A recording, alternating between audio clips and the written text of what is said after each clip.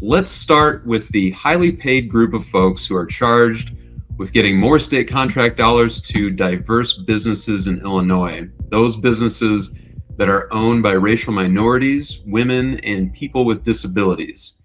Now, we at the Center Square have been watching and digging into the operations of the state's Commission on Equity and Inclusion.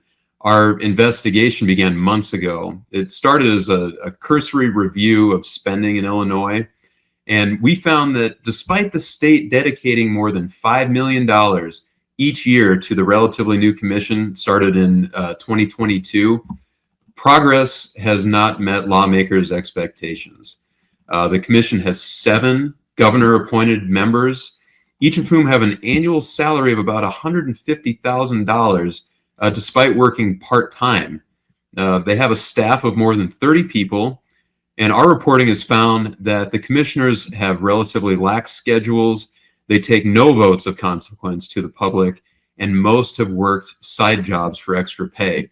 On top of that, the commissioners have overseen a switch to a new computer system that has effectively blocked the businesses that lawmakers consider underrepresented from getting help and preference in state contracting.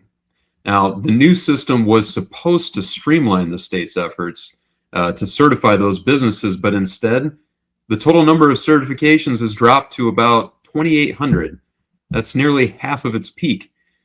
Now, a recent annual report shows that while the total spent with the businesses has increased from the previous year, but the total number of businesses that earn state money dropped by about 9%.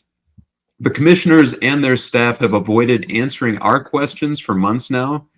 No other news media have started following the issue. And I'll admit that sometimes in this business, it's easy to feel like you're shouting into the wind. But then this week, Illinois senators held some of their ongoing hearings to consider budget requests from state agencies. And on Wednesday, it was the commission's turn. Now, it became clear right away that there was a lot of unhappiness among lawmakers directed toward the commissioners. Senator Chapin Rose, the Republican Minority Caucus whip, he cited the Center Square's reporting when he questioned the high pay for part-time work and along with the backslide in certifications.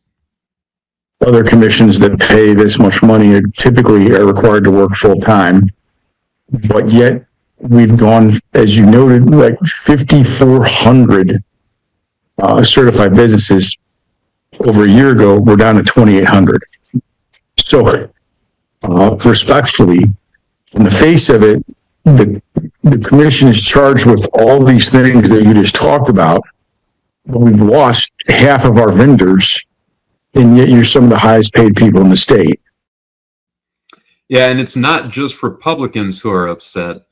I'm not sure of how many Republicans supported creating this commission, back in 2022, but it was certainly it was an effort led by Democrats. But even the Democrat leader of this committee that held the hearing on Wednesday, Senator Sims, he had no nice words for the commission. I know you say we're heading in the right direction, but I'm telling you that business owners that we are talking to are not saying that. They are not saying we're heading in the right direction. They're not saying that things are looking better. They're saying consistently things are looking worse. Now, I know you and the team are attempting to do great work on outreach, etc. I'm telling you that it is not translating to businesses. Yeah, so the commission is asking for about $5.6 million for the next fiscal year. It's unclear whether that's how their funding will be set. We had the hearing this week. There's a similar hearing in the Illinois House that's set for April 15th, so in a week and a half.